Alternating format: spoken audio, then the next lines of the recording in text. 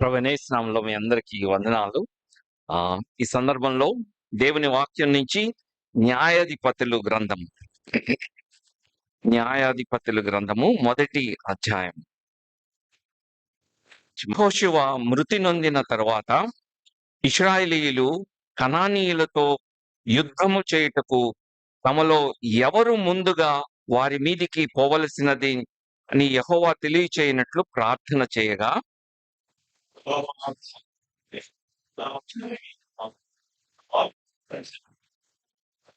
షిమ్యోనీయులతో మనము కనానీయులతో యుద్ధము చేయుటకు మా వంతులోనికి మాతో కూడా రండి, మేమును మీతో కూడా మీ వంతులోనికి వచ్చేదమని చెప్పగా షిమ్యోనీయులు వారితో కూడా పోయిరి.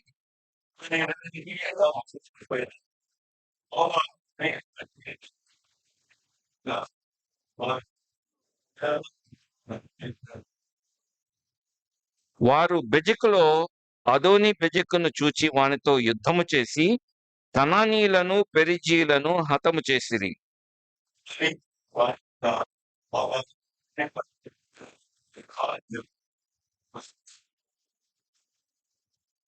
అప్పుడు అదోని బెజెకు తమ కాళ్ళు చేతుల బొటనవేళ్లు కోయబడిన 70 మంది రాజులు నా భోజనపు బల్ల కింద ముక్కలు ఏరుకొనుచుండిరి. నేను చేసినట్లే దేవుడు నాకు ప్రతిఫలం ఇచ్చెనని వారు యెరూషలేమునకు అతన్ని తోడుకొని రాగా అతడు అక్కడ చనిపోయిను. కొలసీలకు రాసిన పత్రిక ఇంకొక భాగం కూడా చదువుకుందాము. కొలసీలకు రాసిన పత్రిక 3వ అధ్యాయము 5 నుంచి 10వ వచనం వరకు. కొలసీలకు రాసిన పత్రిక 3వ అధ్యాయము 5 నుంచి 10వ వచనం వరకు. కావున భూమి మీదనున్న మీ అవయవములను అనగా జారత్వము, అపవిత్రత, కామాతురతను, దురాశను, విగ్రహారాధన అయిన ధనాపేక్షను చంపివేయుడి.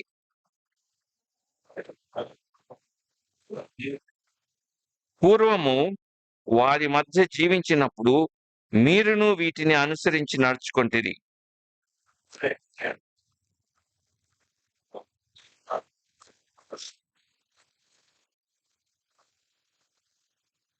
ఒకనితో ఒకడు అబద్ధమాడకుడి, ఏలయనగా ప్రాచీన స్వభావమును దాని క్రియలతో కూడా మీరు పరిత్యజించి జ్ఞానము కలుగు నిమిత్తము దాన్ని సృష్టించిన వాని పోలిక చొప్పున నూతన పరచబడుచున్న నవీన స్వభావమును ధరించుకొని ఉన్నారు. చిన్న ప్రార్థన చేసుకుందాం. ప్రేమగల తండ్రి, కృపగలిగిన దేవా, నీకు వందనాలు. ఈ ఉదయకాల సమయంలో నీ వాక్యం చుట్టూ సంఘముగా చేరి నీ మాటలు వినడానికి మమ్మల్ని మేము సంసిద్ధం చేసుకుంటుండగా దయపాలించి మాతో మాట్లాడండి. జీవం కలిగిన మాటలు కలిగిన వాడు. నీ మాటలే మాకు దారి చూపిస్తాయి, మమ్మల్ని బాగు చేస్తాయి, మమ్మల్ని ఆదరిస్తాయి, మమ్మల్ని పురుకొల్పుతాయి. ప్రభా, మీరు మాట్లాడండి. పరిశుద్ధాత్మ దేవ, మీ సంచారాన్ని దండిగా మా మధ్యలో ఉంచి మమ్మల్ని పురుకొల్పండి. సర్వసత్యంలోనికి మమ్మల్ని నడిపించండి.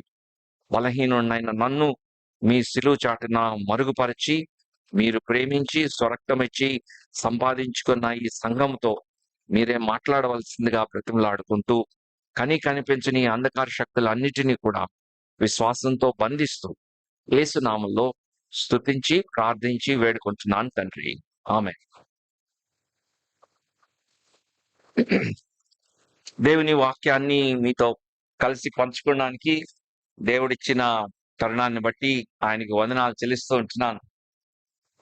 నా యొక్క మౌన ధ్యాన సమయాల్లో న్యాయాధిపతులు గ్రంథాన్ని ముగించి ముందుకు వెళ్ళాను.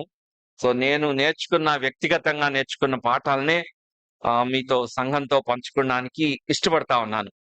న్యాయాధిపతులు చరిత్ర సుమారు 350 సంవత్సరాలకి సంబంధించిన చరిత్ర, ఇశ్రాయేలీల చరిత్ర. ఒక పక్కన ఇశ్రాయేలీలు ఐగుప్తులో నుంచి విడిపించబడ్డారు. 400 సంవత్సరాలు అక్కడ బానిసత్వంలో ఉన్నారు. అక్కడ వాళ్ళని దేవుడు వాళ్ళ యొక్క మొరని విన్నాడు. వాళ్ళ కన్నీటిని చూశాడు. ఈరోజు ఆరాధన వర్తమానంలో చూసాం. మన దేవుడు చూచుచున్న సజీవుడైనటువంటి దేవుడు. ఆ నిర్గమకాండంలో ఉంటది ఆ మాటలు. వారి యొక్క మొరని విన్నాను, వారి మూలుగని నేను విన్నాను, వారి యొక్క కష్టాన్ని నేను చూశాను, వారిని విడిపించడానికి ఆయన మోషేని పంపించాడు. ఆ బానిసత్వం నుంచి వాళ్ళు విడిపించబడి ఆ వాళ్ళు దేవుణ్ణి ఎరుగుతారు. ఆ యొక్క సినాయి కొండ మీద I am that I am అంటాడు. అంటే నేను ఉన్నవాడని అని దేవుడు తను ప్రత్యక్షపరుచుకుంటాడు. తన న్యాయాన్ని, వాళ్ళ సమాజంగా ఎలా బతకాలి, సాంఘికంగా వాళ్ళు ఎలా ఉండాలి, అనేకమైన విషయాల్ని, ధర్మశాస్త్రాన్ని వాళ్ళకి ఇస్తాడు. ఆ తర్వాత వాళ్ళ యొక్క అవిధేయతను బట్టి ఆ తరమంతా అక్కడ గతించిపోతది. ఆ తర్వాత తరం వాళ్ళ పిల్లలు మరి ఈ యొక్క కొత్తదైనటువంటి కనాను దేశంలోనికి, దేవుడు వాగ్దానం ఇచ్చిన దేశంలోనికి వెళ్తారు. అయితే ఆ కొత్త తరానికి మోషే మళ్ళీ రెండోసారి ఆయన బాధ్యత తీసుకొని ఆ దేవుడు ఏదైతే ప్రత్యక్షతనిచ్చాడో దానంతటిని వాళ్ళకి తెలియజేస్తాడు. దానినే ద్వితీయోపదేశ కాండం అంటాము. ద్వితీయ అంటే రెండోసారి కదా. మళ్ళీ అంతా కూడా ఏదైతే ఆ మొదటి తరానికి చెప్పబడిందో ఆ విషయాలన్నిటినీ కూడా రెండవసారి ఉపదేశిస్తాడు. వాళ్ళకి టీచ్ చేస్తాడు ఎలా ఉండాలి అనేటువంటిది. ఆ తర్వాత ఆయన మరణించిన తర్వాత యెహోషువ నాయకత్వంలో వాళ్ళు కనాను దేశంలోనికి ప్రవేశిస్తారు. యెహోషువ చాలా దైవజనుడు. ఆయన అంటాడు, నేడు మీరు కోరుకొనండి, నేనును నా కుటుంబాన్ని యెహోవాని సేవిస్తాము. As for me and my family we will serve the Lord అంటారు. అంటే అక్కడ ఉండేటువంటి ఆ సెకండ్ జనరేషన్ వాళ్ళందరూ కూడా ఏమంటారో తెలుసా? 24వ అధ్యాయం జస్ట్ ఒక పేజీ తిప్పితే మీకు కనబడుతుంది. వాళ్ళు అంటారు, మేం కూడా యెహోవానే సేవిస్తాము. So that is the commitment. ఆ జనరేషన్ అంతా కూడా మేం కూడా దేవుణ్ణే సేవిస్తాము అనేటువంటి నిర్ణయంతో ఈ కనాను దేశంలోనికి ప్రవేశించారు. So that is what we see. ఈ న్యాయాధిపతులు మొదటి అధ్యాయంలో మనం చూసేటువంటి సన్నివేశం ఏంటంటే ఆ యెహోషువ కూడా మరణిస్తాడు. కనాను దేశంలోనికి వచ్చేసారు. ఇంకా చాలా భూభాగం ఉంది. ఆ భూభాగాన్ని అంతటినీ కూడా ఆ 12 గోత్రాల వాళ్ళకి అప్పజెప్పబడింది. ఎవరెవరు ఎక్కడెక్కడ ఉండాలి అని చీట్లు వేసి యూదా గోత్రం ఇక్కడ, లేవి వాళ్ళు ఇక్కడ, లేకపోతే షిమ్యోను వాళ్ళు ఇక్కడ, బెన్యామీనీలు ఇక్కడ, లేవి వాళ్ళకి ఇవ్వలేదు. మిగిలిన గోత్రాలన్ని వాళ్ళకి ఏ ఏ భాగాలు ఇవ్వాలని చీట్లు వేశారు.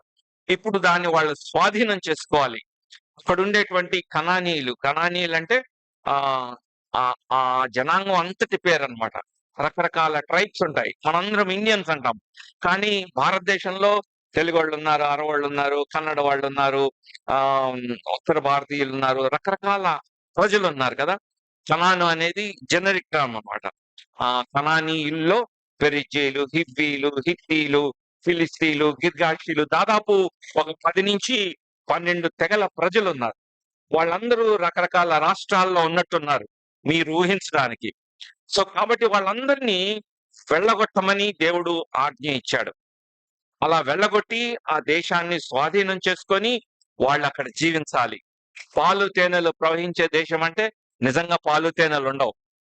పాలు తేనెలు అంటే ఆ దేశంలో వాళ్ళు దేవుడి మీద ఆధారపడుతున్నప్పుడు దేవుని మాట వాళ్ళకి సంపూర్ణమైన జీవము. మనుషులు తమ శక్తిని బట్టి కాదు గాని దేవుని మాట మీద వాళ్ళు బ్రతుకుతారు అని అర్థం చేసుకోవాలి. వాళ్ళ జీవితానికి మాధుర్యం, తేనె అంటే మాధుర్యం, వాళ్ళ జీవితానికి ఒక పర్పస్ అక్కడ దొరుకుతుంది. ఆ ల్యాండ్ లో, ఆ దేశంలో వాళ్ళ జీవితానికి ఒక గమ్యం, వాళ్ళు దేవుని మీద ఆధారపడుతూ జీవించేటువంటి జీవన విధానం, ఇదంతా కూడా సూచించేటువంటి విధానం అన్నమాట. కనాన్ అంటే పరలోకం కాదు. చాలాసార్లు అలా మాట్లాడుతుంటారు కదా. కనాన్ అనేది మన ఈ లోకంలో మనం జీవించే జయ జీవితానికి గుర్తుగా ఉంటుంది. అలాంటి జీవితంలోనికి ఇశ్రాయేలీలు ఇప్పుడు వచ్చారు. వాళ్ళ యొక్క ప్రారంభం చాలా అద్భుతంగా ఉంటుంది. అద్భుతమైన ప్రారంభం చూడండి. యెహోషువ మొదటి వచనం, యెహోషువ మృతి నొందిన తర్వాత ఇశ్రాయేలీలు కనానీయులతో యుద్ధము చేయుటకు తమలో ఎవరు ముందుగా వారి మీదకి పోవలసినదిగా యెహోవా తెలియచేయనట్లు ప్రార్థన చేయగా. What a beautiful beginning! ఈ యొక్క వృత్తాంతము, న్యాయాధిపతుల గ్రంథము ఎంత చక్కగా ప్రారంభించబడుతుందో చూడండి. ఇక్కడ ఒక జనాంగం ఉంది. వాళ్ళు మొట్టమొదటిగా ఆ దేశాన్ని స్వాధీనం చేసుకున్నానికి వెళ్తా ఉన్నారు. వాళ్ళకి నాయకుడు లేడు. భౌతికంగా ఒక నాయకుడు కనబడటం లేదు.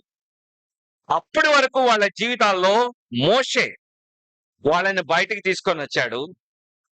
ఆయన గతించిన తర్వాత యెహోషువ నాయకత్వంలో వాళ్ళు యుద్ధాలు చేశారు. ఆ బౌండరీలో ఉండేటువంటి, ఆ టెరిటరీలో ఉండేటువంటి యెరికో, హాయి అనే పట్టణాలని జయించారు. యోర్దాను నదిని దాటారు. So there was a fatherly figure. ఒక నాయకుడు వాళ్ళ ముందున్నాడు. ఇప్పుడు వాళ్ళు లేరు, గతించిపోయారు. కానీ వాళ్ళు ఏం చేస్తున్నారో తెలుసా? అధైర్యపడలేదు. వాళ్ళు ఒకటి నేర్చుకున్నారు. మోషే ఏం చేసేవాడు? ఎప్పుడైనా సరే జీవితంలో ఏదన్నా ఒక నిర్ణయం తీసుకోవాల్సి వచ్చినప్పుడు ఆయన ప్రతిసారి ఎక్కడికి వెళ్ళేవాడు? ప్రత్యక్ష గుడారంలోనికి వెళ్ళి దేవుని సన్నిధిలో కనిపెట్టి దేవుడు ఏం చెప్పాడో అది వచ్చి ఇశ్రాయేలీయులకు చెప్పేవాడు. వాళ్ళు ఒకటి అర్థం చేసుకున్నారు. మనం మోషేని చూస్తున్నాం కానీ మమ్మల్ని నడిపించేది దేవుడు. ఆ దేవుణ్ణి బట్టే మోషే మమ్మల్ని నడిపిస్తా ఉన్నాడు. యెహోషువ అన్నాడు, నేను యెహోవానే సేవిస్తాను. దేవుడు చెప్పినట్లే ఆయన డైరెక్షన్స్ ఫాలో అవుతా ఉండేవాడు. కాబట్టి వాళ్ళు లేనప్పుడు కూడా ఇశ్రాయేలీయులు తిరిగి వాళ్ళు ఏం చేస్తున్నారంటే, కనానీయులతో యుద్ధం చేయుటకు ఎవరు వెళ్ళాలి అని చెప్పి ఎక్కడికి వెళ్తున్నారు? దేవుని దగ్గరికి వెళ్తా ఉన్నారు. ఆయన దగ్గరికి వెళ్ళి ప్రార్థన చేసుకుంటున్నారు. Their journey was very good. Beginning was very good. వాళ్ళ యొక్క ఆరంభము చాలా బాగుంది. దేవునితో మొదలు పెట్టారు. ఈ న్యాయాధిపతుల పుస్తకం చివరికి రండి ఒక్కసారి. న్యాయాధిపతులు చివరి అధ్యాయం, 21వ అధ్యాయం, 25వ వచనం చూడండి. 21, 25 చదువుతారు ఎవరన్నా? 21, 25 న్యాయాధిపతులు. ఆ, ఆ, ఆ. The book started with God, right? ఆ ఎండింగ్ వచ్చేటప్పటికి ఇశ్రాయేలీయులకి రాజు లేడు. వాళ్ళు ఇష్టానుసారంగా ప్రవర్తిస్తూ వచ్చారు. వాళ్ళు బుక్ బిగినింగ్ లో ఏం చేసుకున్నారు? దేవుని దగ్గరికి వెళ్తా ఉన్నారు. వాళ్ళకి రాజు దేవుడు. థియోక్రసీ అంటారు. థియోక్రసీ అంటే దేవుడే రాజుగా ఉండి, నాయకుడిగా ఉండి ప్రజల్ని నడిపిస్తా ఉన్నాడు. మోషే కాలంలో, యెహోషువ కాలంలో, న్యాయాధిపతుల కాలంలో మనం చూస్తా ఉండేటప్పటికి దేవుడు వారికి రాజుగా, వారికి నాయకుడిగా ఉండి, తండ్రిగా వారిని ముందుకు నడిపిస్తున్నట్లు మనం చూస్తా ఉంటున్నాం. కొద్ది కాలం అయ్యేటప్పటికి, సంవత్సరాలు గడిచేటప్పటికి వారికి రాజు లేడు అంటే ఆయన యొక్క అధికారం నుంచి బయటకు వచ్చేసారు. తమ ఇష్టానుసారంగా ప్రవర్తించడానికి మొదలు పెట్టారు. అంతేకాదు, వాళ్ళ చుట్టూ ఉండే ప్రజల్ని చూస్తా ఉన్నారు. వాళ్ళకి రాజులు ఉన్నారు. అరే మనకు రాజు లేడు కదా అనుకుంటున్నారు. వాళ్ళు తమ రాజు ప్రభువే అన్న విషయాన్ని మర్చిపోయి వాళ్ళు అడుగుతా ఉన్నారు, మాకు కూడా రాజు కావాలి అని అడిగారు.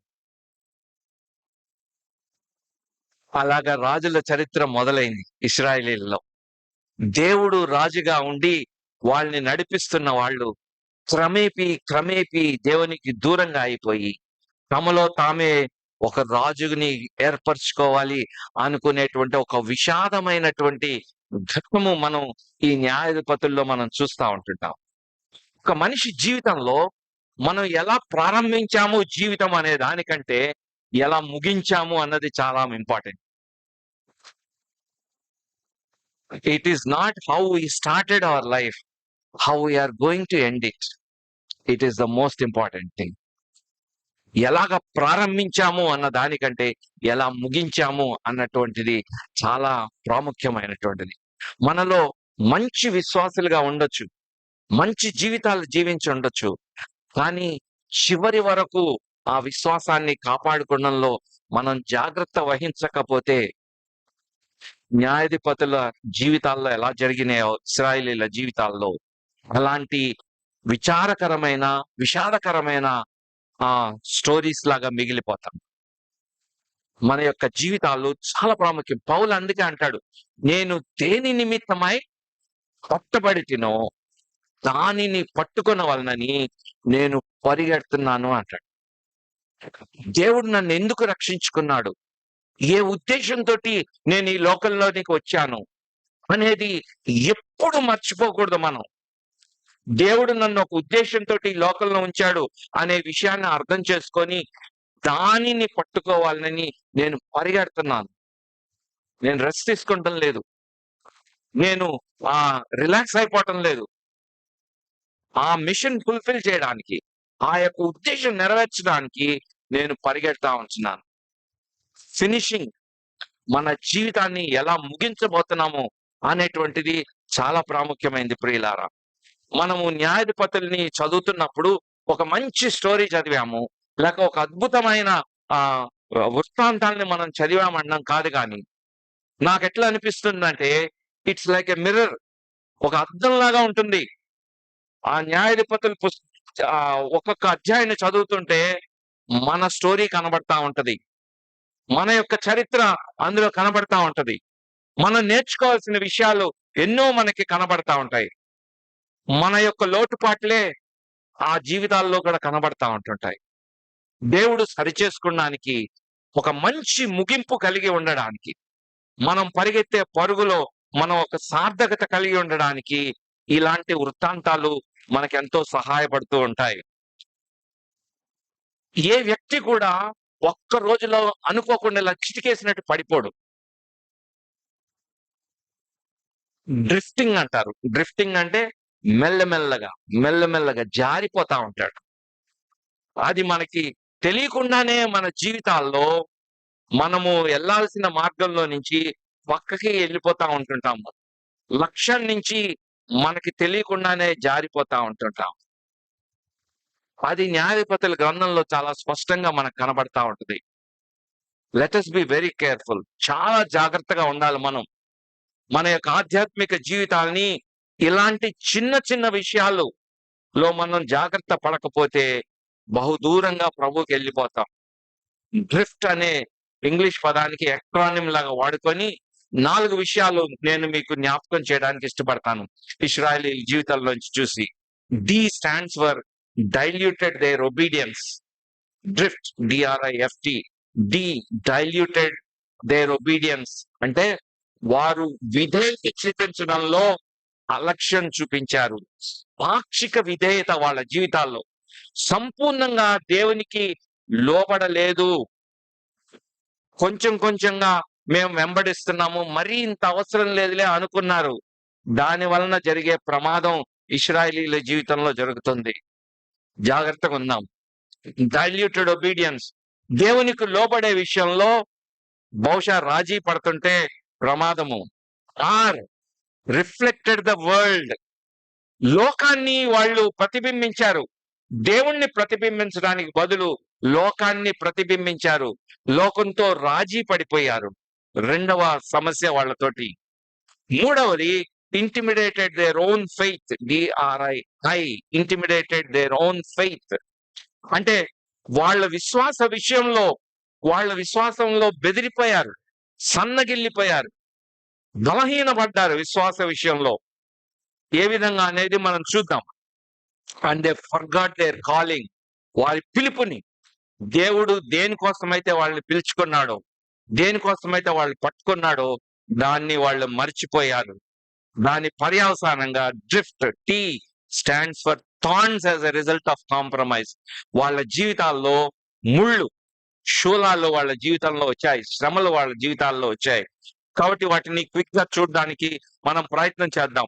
మొట్టమొదటిగా మనం చూస్తే వాళ్ళు దేవుని దగ్గరికి వచ్చి, యెహోవా మేము ఎవరు వెళ్ళాలి, మాలో 12 మంది ఉన్నారు, 12 గోత్రాల వాళ్ళు, ఒక్కొక్కరికి ఒక భాగం ఇచ్చారు. సో 12 మంది మా భాగాలకు వెళ్ళి యుద్ధం చేయాలా, లేకపోతే ఫస్ట్ ఒకళ్ళం వెళ్ళి మా భాగాన్ని ఆక్యుపై చేసుకున్న తర్వాత రెండో వాళ్ళు వెళ్ళాలా అని వాళ్ళకి ఒక అనుమానం వచ్చింది. స్ట్రాటజీ ఏ విధంగా మనం యుద్ధం చేయాలి అని ఆ వ్యూహం కోసం దేవుడి దగ్గరికి వెళ్ళారు. ప్రార్థన చేస్తే ఏం చెప్పాడు అప్పుడు దేవుడు? రెండవ వచనం చూడండి. యెహోవా ఆ దేశమును యూదా వంశస్థులకి ఇచ్చి ఉన్నాను, వారు పోవాలని సెలవిచ్చాను.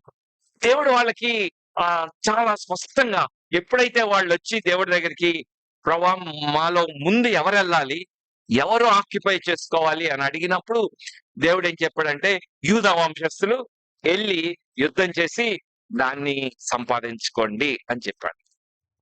రైట్. సో క్లియర్ ఉందా? వాళ్ళకు ఒక అనుమానం వచ్చింది, దేవుడి దగ్గరికి వెళ్ళారు, దేవుడు సమాధానం ఇచ్చాడు, మీరు యూదా వాళ్ళు వెళ్ళండి, యుద్ధం చేయండి, దాన్ని సంపాదించండి. రైట్. ఇప్పుడు ఏం చేశారు? 3వ వచనం చూడండి.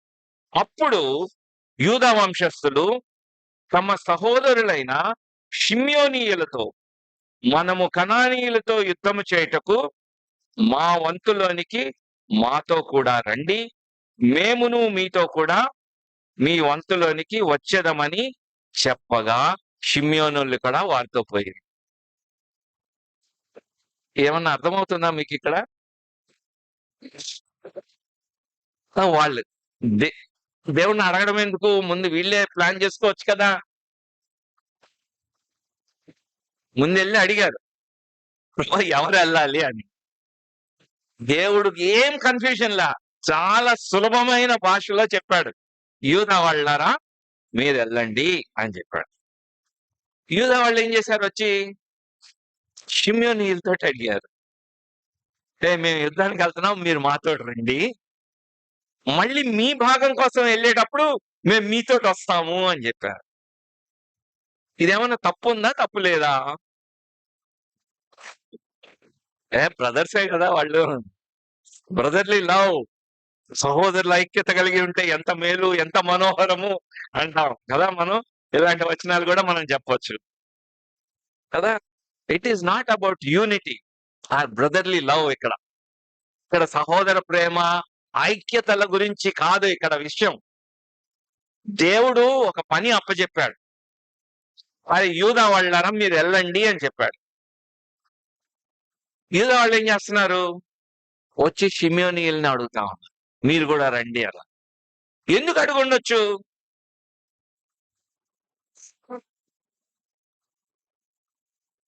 ఊరికనే వాళ్ళ మీద బురదేసే బదులు ఆలోచిద్దాం. ఎందుకు అడిగి ఉండొచ్చు? బహుశా అరే మనం ఒక్కళ్ళమే ఏమి యుద్ధం చేస్తాము, తోడు కదా, నాకు ఇంకో తోడు తీసుకెళ్దాం మా బ్రదర్ని, బలంగా ఉంటుంది, యుద్ధంలో జయం వస్తుంది అని అనుకుని ఉండొచ్చు. ధైర్యం చాలిపోయి ఉండొచ్చు. యెహోషువ లేడు, ఒక నాయకుడు లేడు, మనమే వెళ్ళాలి, మనమే ప్లాన్ చేసుకోవాలి, మనకు కూడా కొంత స్ట్రెంగ్త్ ఉంటే బాగుంటది అని ఒక వ్యూహం ఆలోచించుకున్నారు వాళ్ళు. ఆలోచించుకొని షిమ్యోనీయులను కూడా జత చేసుకోవడానికి వాళ్ళు ఇష్టపడతా ఉన్నారు. దీన్నే పార్షియల్ ఒబీడియన్స్ అంటారు. దేవునికి సంపూర్ణ విధేయత చూపెట్టకుండా ఇక్కడ ఏం చేస్తున్నారు? రాజీ పడతా ఉన్నారు, సర్దుబాటు చేసుకుంటా ఉన్నారు. భయము కలిగింది. భయం వల్ల ఏం అంటం లేదు, భయపడొచ్చు, కానీ ఆ భయాన్ని ఎవరి దగ్గర చెప్పుకోవాలి? దేవుని దగ్గరికి వెళ్ళి ఉండొచ్చు కదా. దేవుడు ఏమన్నా అంటాడా? ఇలాంటి సందర్భాలు మనకు ఉన్నాయి కదా వాక్యంలో. ఉదాహరణకి మోషేని దేవుడు ఏర్పరచుకొని, నువ్వు వెళ్ళి ఆ ఐగుప్తు రాజైన ఫరో దగ్గరికి వెళ్ళి నా జనాంగాన్ని పంపించు, నేను వాడిని ఏర్పరచుకున్నాను, వాళ్ళని దాసత్వం నుంచి బయటకు తీసుకురా అన్నప్పుడు మోషే ఏమంటాడు? ఆయన దగ్గరికి నేను ఎట్లా పోతాను ప్రభా, నా మాట ఎందుకు వింటాడు, అసలు నువ్వు పంపించావంటే ఆయన ఎందుకు నమ్ముతాడు అని ఆయన తనకు ఉండేటువంటి అనుమానాల్ని ప్రభు దగ్గర వ్యక్తం చేశాడు కదా. అప్పుడు ఏం చేశాడు దేవుడు? ఓకే సరే, నీ చేతిలో ఉండే కర్రని కింద అది పాము అయింది, దాన్ని పట్టుకుంటే మళ్ళీ కర్ర అయింది. ఒకసారి నీ చేతిని గుండె మీద పెట్టుకో, అది కుష్టి వ్యాధిలాగా అయిపోయింది, మళ్ళీ పెట్టుకో, అది పోయింది. సో ఇవన్నీ చూపెట్టు ఆయనకి, అప్పుడు అర్థమవుతుంది దేవుడు నీ వెనక పంపించిన ఆయన మహత్కార్యములు చేయవాడు, గొప్పవాడు, ఆయన అడుగుతున్నాడు అని అర్థమవుతుంది. మళ్ళీ ధైర్యం చాలలేదు మనోడికి. మళ్ళీ ఇంకొకటి చెప్పాడు. నాకు మాట్లాడడం రాదు ప్రభు. సరే నువ్వు ఇయన్నీ చెప్పావు నేను చూపిస్తాను గానీ, నాకెట్లా మాట్లాడాలో రాదు కదా అన్నాడు. అప్పుడు దేవుడేం చేశాడు? వాళ్ళ అన్నయ్యనిచ్చాడు కదా! అహరోన్నిచ్చాడు. వాటెవర్ ఈస్ యువర్ ప్రాబ్లమ్, నీ సమస్య ఏదైనా దేవుడి దగ్గర కదా చెప్పుకోవాల్సింది. నువ్వెందుకు ప్లాన్లు చేసుకుంటావు? నువ్వెందుకు ప్రణాళికలేసుకుంటావు? నీకు అనిపించింది యూదా వాళ్ళకి, అరే నేను ఎళ్ళలేనని.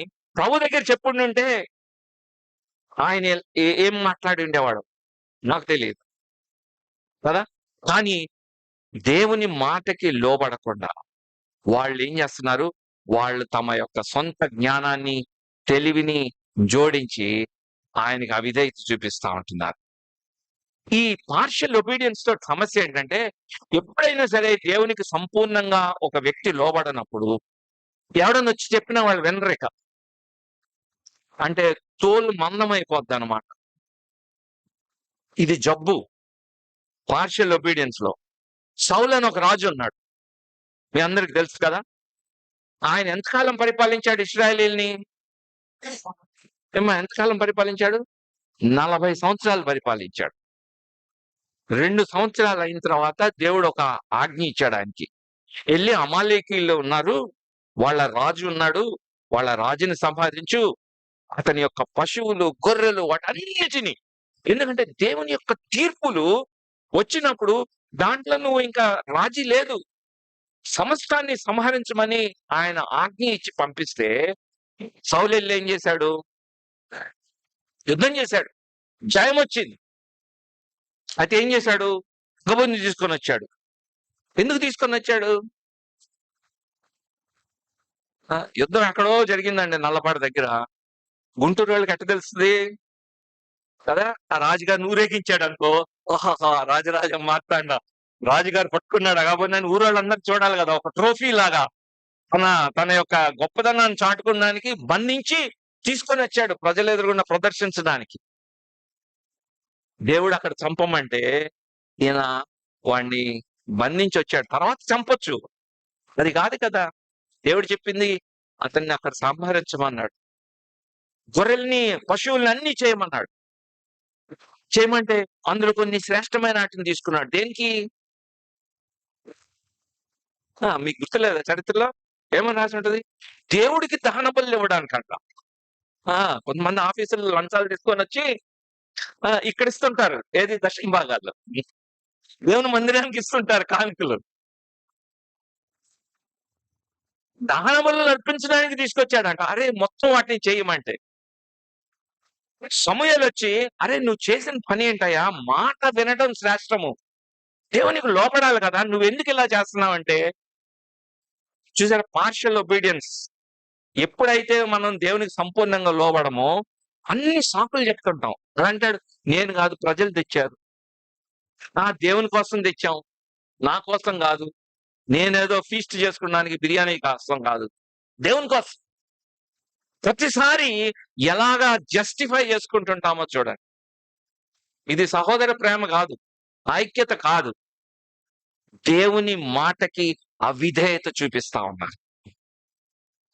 చాలా సార్లు మనం దేవుని మాటకి అవిధేయత చూపించేటప్పుడు జస్టిఫై చేసుకుంటుంటాం. దాన్ని ఏ రకంగా సమర్థించుకోవడానికి ప్రయత్నిస్తారో మనుషులు చాలా తెలివైన వాళ్ళు. జాగ్రత్త, ఇది మొదటి అడుగు. మొదటి అడుగు పార్షియల్ ఒబీడియన్స్ అంటారు. చిన్న చిన్న చాలా రీజనబుల్ స్టెప్స్, చిన్న చిన్న స్టెప్స్ లాగే అనిపిస్తాయి కానీ దేవునికి దూరం అవుతుంది. రెండవది రిఫ్లెక్టెడ్ ద వరల్డ్ అన్నాం, పాక్షిక విధేయత. రెండవది లోకంతో రాజీ పడిపోవడం. ఏం చేశారు వాళ్ళు? యుద్ధం చేశారు, యుద్ధం చేశారు, గెలుస్తా ఉన్నారు. 4వ వచనం చూడండి. కనానీయుల మీదకి యూదా వంశస్థులు పోయినప్పుడు యెహోవా కనానీయులను, పెరిజీయులను వారికి అప్పగించెను. కనుక వారు బెజెకులో 10,000 మంది మనుషులను హతము చేసిరి. వారు బెజెకులో అదోని బెజెకును చూచి వానితో యుద్ధం చేసి, అదోని అంటే లార్డ్ అన్నమాట, బెజెక్ అనేది ప్లేస్ పేరు. అదోని బెజెక్ అంటే కింగ్ ఆఫ్ బెజెక్. బెజెక్ రాజు అన్నమాట. బెజెక్ అనే ప్రాంతానికి రాజు. అతన్ని పట్టుకున్నారు. వాడు ఏం చేశాడు? పారిపోయాడు. పారిపోతే ఆయన్ని వెనకాల పడి పట్టుకున్నారు. పట్టుకొని అతని కాళ్ళు చేతుల బొటన వేళ్ళని కోసేశారు. ఎందుకు కోసిండుంటారు?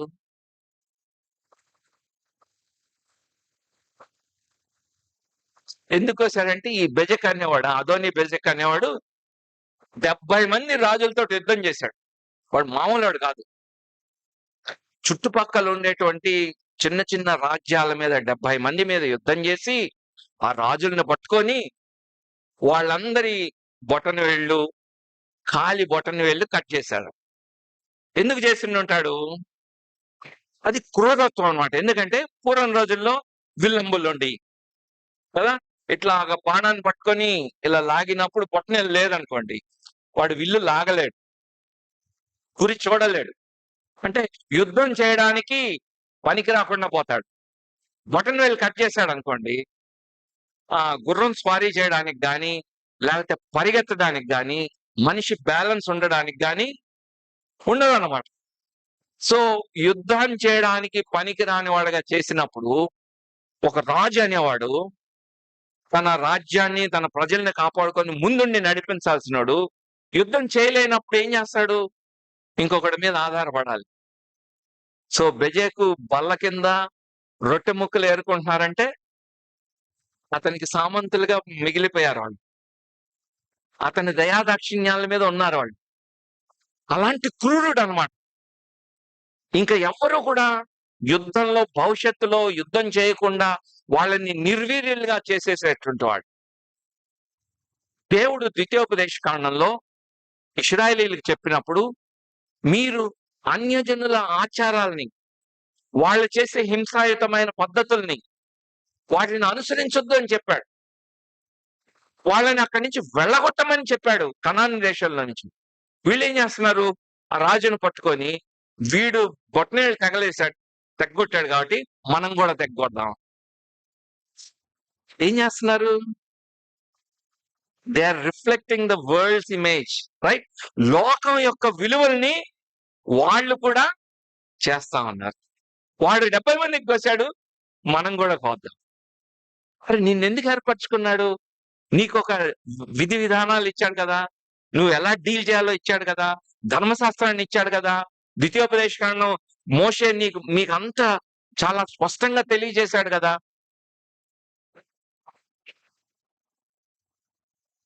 సమస్య ఇదే. మనం ఈ లోకంలో జీవిస్తా ఉంటున్నప్పుడు మన మీద ఉండేటువంటి ప్రెషర్స్, ఒత్తిడిల్లో మనం చాలా సార్లు వాక్యాన్ని మర్చిపోయి, వాక్యపు విలువల్ని మర్చిపోయి లోక పద్ధతుల్ని ఆచరిస్తా ఉంటుంటాం. జారిపోవడంలో రెండవ మెట్టు ఏంటంటే పాక్షిక విధేయత, రెండవది లోకం యొక్క పద్ధతుల్ని అనుసరించడం. అందుకే రోమాపత్రిక 12వ అధ్యాయంలో ఉన్నది, మీరు లోకానుసారమైన పద్ధతుల్ని అనుసరించక మన యొక్క చిత్తవృత్తి యందు మార్పు నందాలి, ట్రాన్స్ఫర్మేషన్ అనేది రావాలి. ఒక విశ్వాస జీవితంలో ప్రతిరోజు వాక్యం చదువుకొని వాక్యం యొక్క విలువల ప్రకారంగా మన జీవన విధానము మారాలి. ట్రాన్స్ఫర్మేషన్ అంటారు. రూపాంతరం చెందాలి, ప్రభు యొక్క పోలికలకు రావాలి.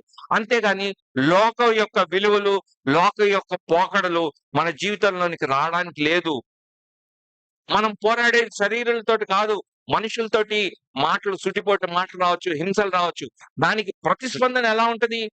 పౌలు గారు చాలా స్పష్టంగా అంటాడు 2 కొరింథీ 10వ అధ్యాయం 4వ వచనంలో, మనం శరీరాలతోటి పోరాటం లేదు, మన పోరాటము ఆత్మ సంబంధమైనది.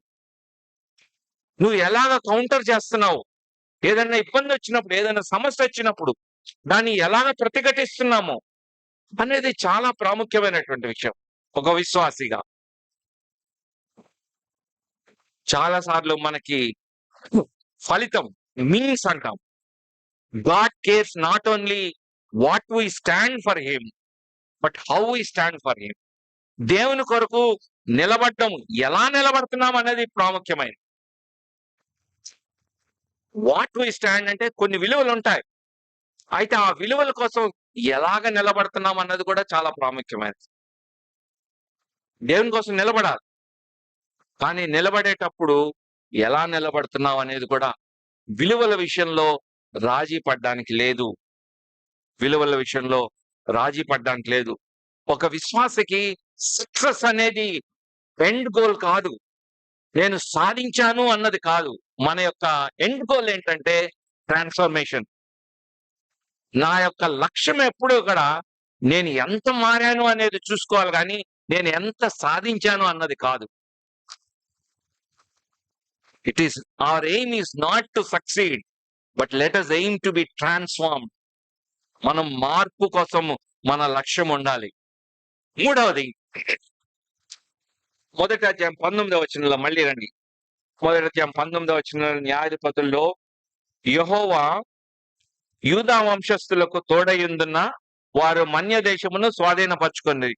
ఇట్లా యూదా వాళ్ళు వెళ్తా ఉన్నారు. ఒక్కొక్క భాగాన్ని, ఒక్కొక్క గ్రామాన్ని, ఒక్కొక్క ప్రాంతాన్ని చేసుకుంటూ వెళ్ళారు. కొన్ని కొండ ప్రాంతాలు ఉన్నాయి, కొన్ని మన్య ప్రాంతాలు ఉన్నాయి. వాటిని స్వాధీనం చేసుకుంటా వచ్చారు.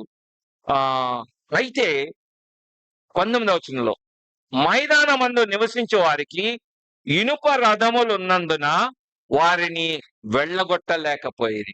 ఇప్పుడు మూడవది ఏంటంటే, ఒక పాక్షిక విధేయత చూసాము.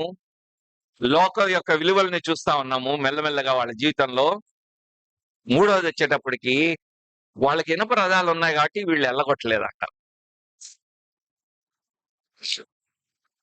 కొండల్లో ఉండే వాళ్ళందరినీ వెళ్ళగొట్టేశారు.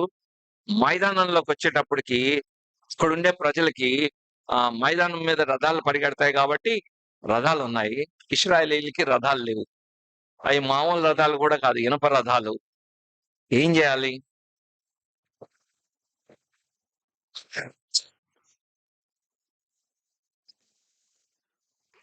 సమస్య ఏంటి? మర్చిపోయారు. ఏం మర్చిపోయారు? వాళ్ళకి దేవుడు ఈ యొక్క సంఘటనకి ముందు వాళ్ళకు ఒక కమాండ్ ఇస్తాడు. మీరు సంఖ్యకి తక్కువే, మీ ముందున్న జనాంగము చాలా ఎక్కువ మంది ఉన్నారు, కానీ నేను వారిని మీకు అప్పగిస్తాను అని. ఇక్కడ కూడా ఏమనుంది మనం చూసినప్పుడు, ఈ దేశమును యూదా వంశస్థులకు ఇచ్చి ఉన్నాను. 2వ వచనంలో ఉంది. నేను మీకు ఇచ్చాను అని చెప్తున్నాడు. మీరు వెళ్ళి స్వాధీనం చేసుకోవాలి.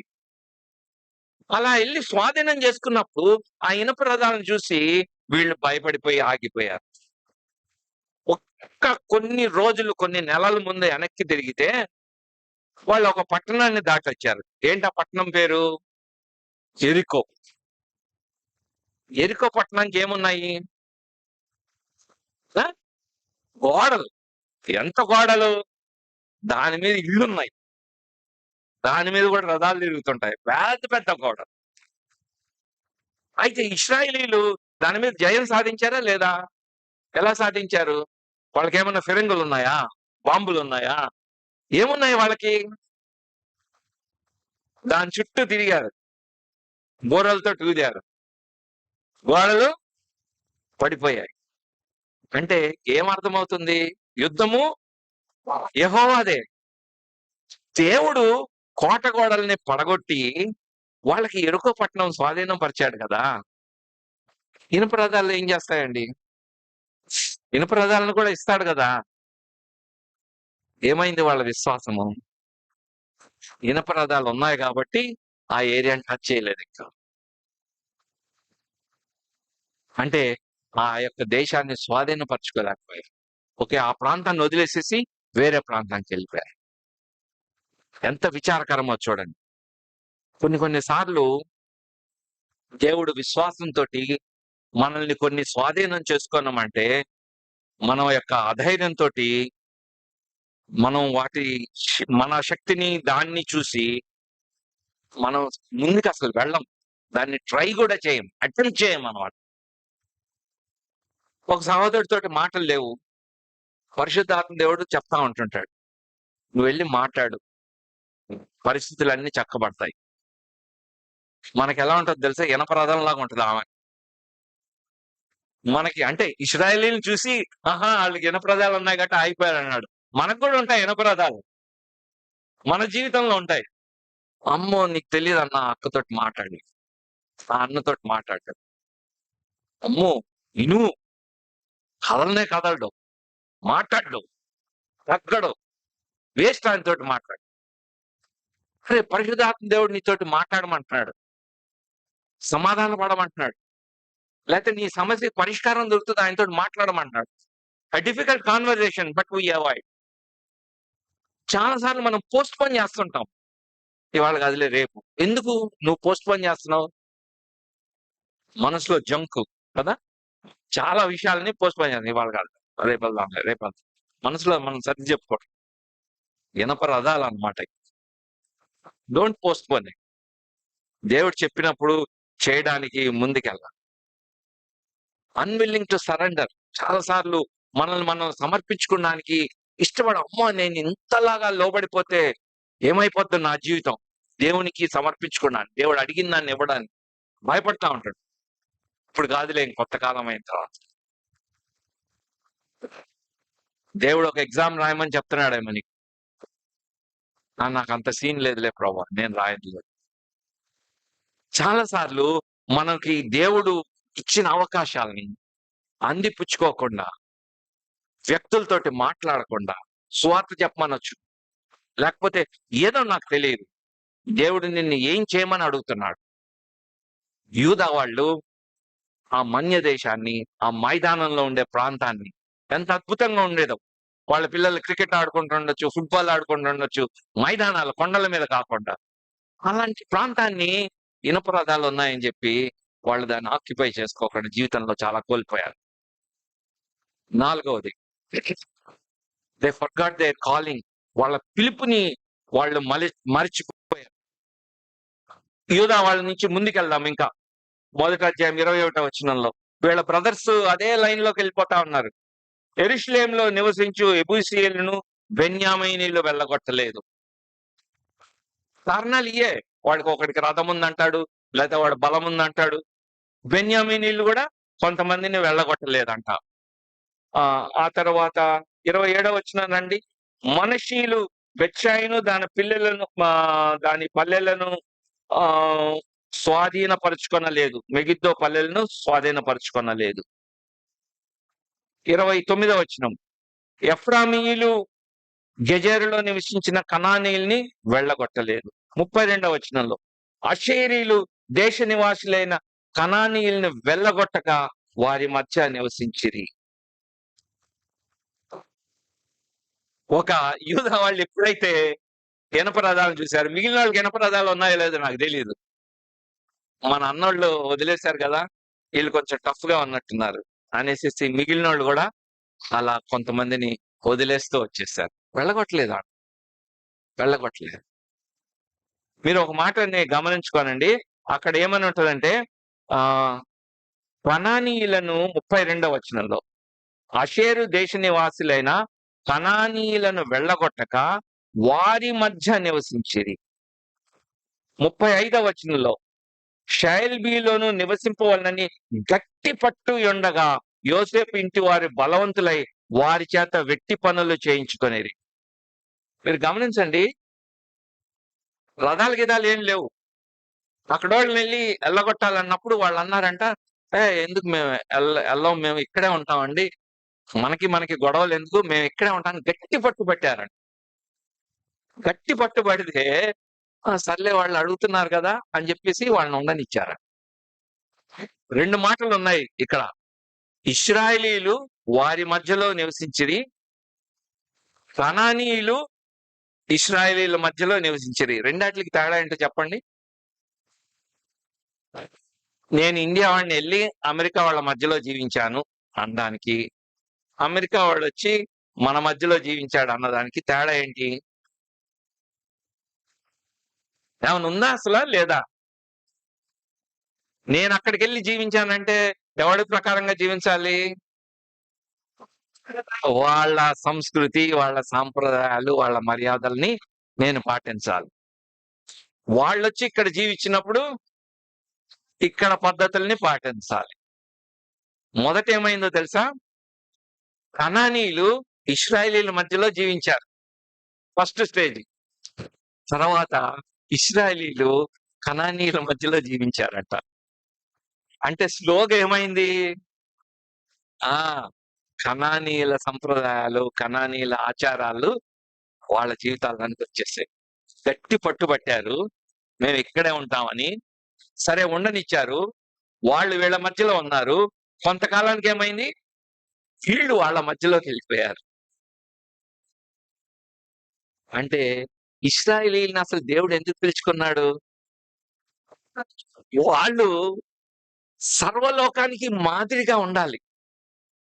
వాళ్ళ దేవుడేంటి, వాళ్ళ జీవిత విధానం ఏంటి అనేది చూసి మిగిలిన వాళ్ళందరూ కూడా ఆ జనాంగంలాగా జీవించడానికి, వారి దేవుణ్ణి సేవించడానికి ఉత్సుకత చూపించేలాగా వాళ్ళ ప్రతిష్ఠితమైన జనం, ప్రత్యేకమైన జనాంగంగా ఏర్పరచుకున్నారు. అది దే ఫర్గాట్ దేర్ కాలింగ్. వాళ్ళ పిలుపును మర్చిపోయి వీళ్ళు కనానీయుల మధ్యలో జీవించడం మొదలుపెట్టారు.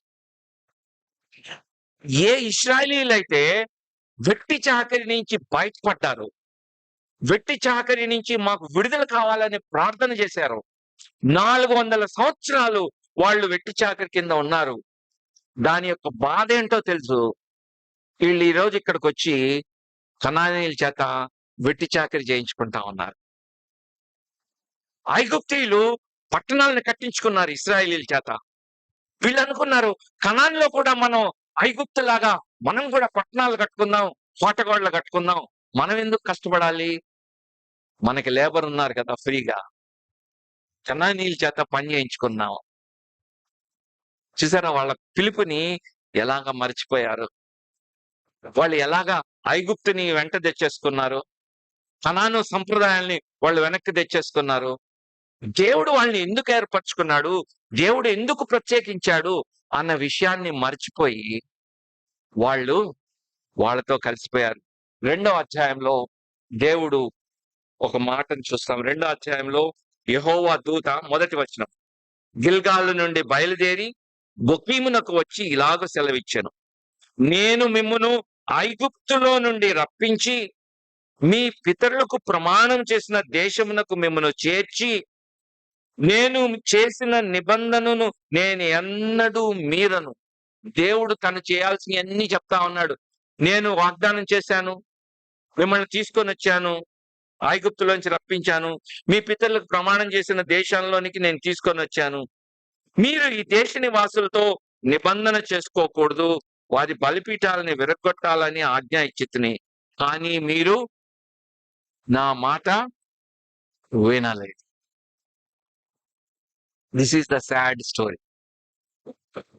చూసారా, రోజులు, నెలలు, సంవత్సరాలు గడిచేటప్పటికి వాళ్ళ జీవితాల్లో జరిగిన మాట ఏంటంటే, మీరు నా మాట వినలేదు, మీరు చేసిన పని ఎట్టిది. ఈ మధ్యాహ్న కాలంలో బహుశా దేవుడు మనల్ని అడుగుతున్నాడని, నువ్వు చేసిన పని ఏంటి? ఆ బల్లలో చెయ్యేసే ముందు ఒకసారి జ్ఞాపకం చేసుకుందాం. దేవుడు నిన్ను నన్ను అడుగుతున్నాడు, నువ్వు చేసిన పని ఏంటి? దేవుని మాటకి సంపూర్ణంగా విధేయత చూపిస్తున్నామా, లేదా పాక్షిక విధేయత, ఏదో కొద్దిగా విని ప్రభా ఇంతకు మించి నేను చేయలేను అంటున్నావా?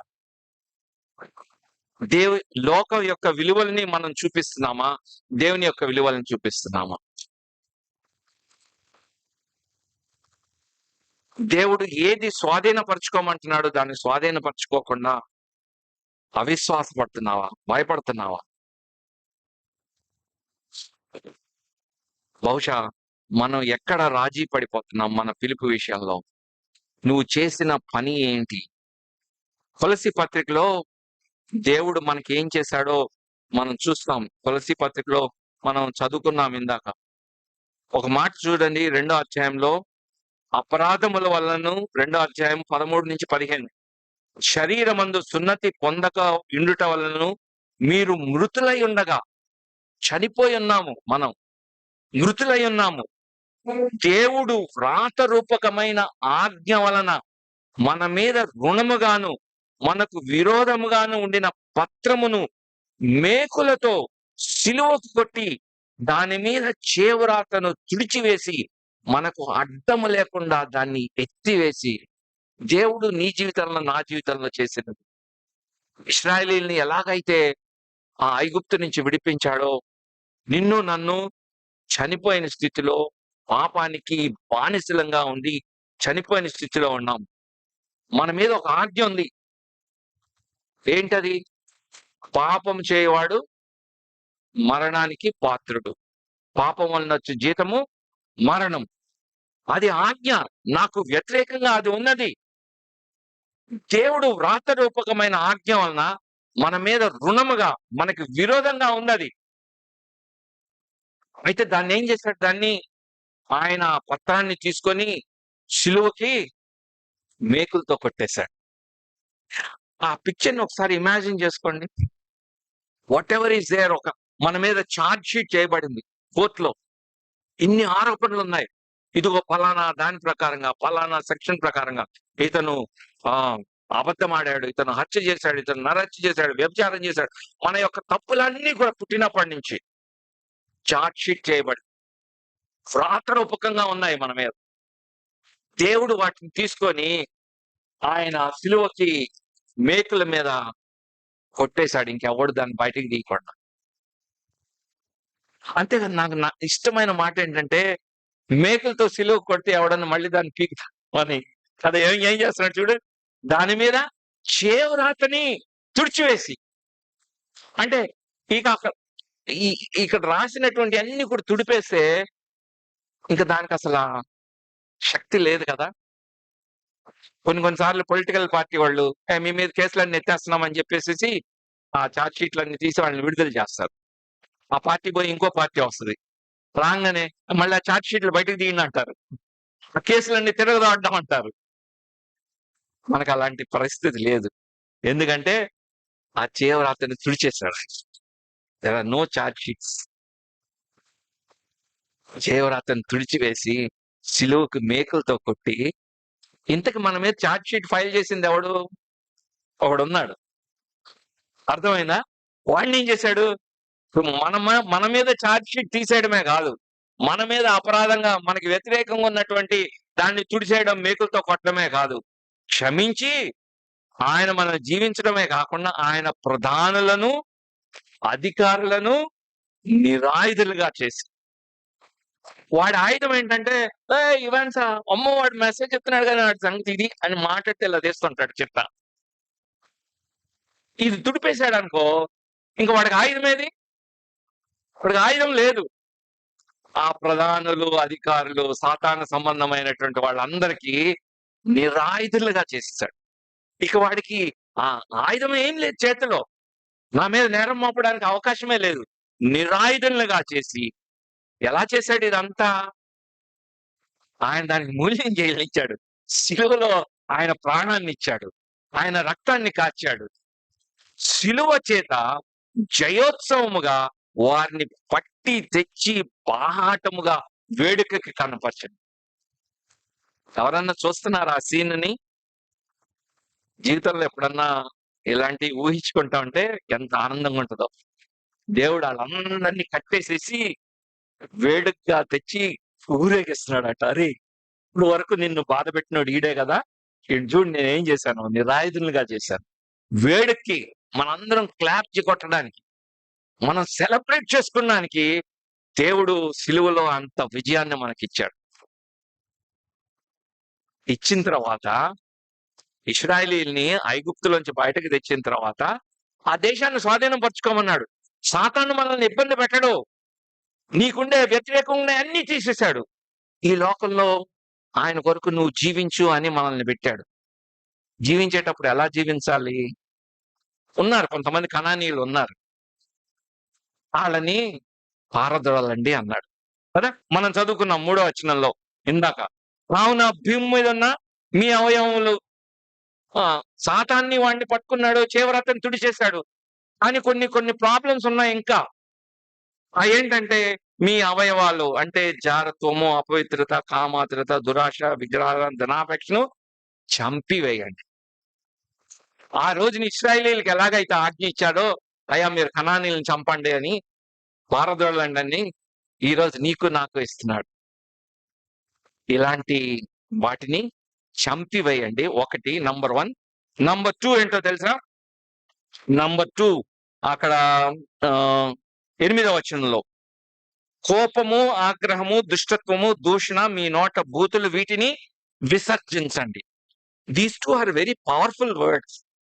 చాలా బలమైన మాటలు. చంపండి, విసర్జించండి. మలమూత్రాలను విసర్జిస్తారు కదా, అవి మనం ఉంచుకోవడానికి ఇష్టపడం. బిర్యానీ చాలా ఇష్టంగా తింటాం. కొన్ని గంటలు అయిన తర్వాత అది దాన్ని విసర్జించాల్సిందే. అరే, నేను ఇంత కష్టపడి 400 పెట్టి కొన్నాను, ఉంచుకుంటాను కడుపులో అని అనుకుంటారు ఎవరన్నా? విసర్జించేస్తున్నారు. చండాలం.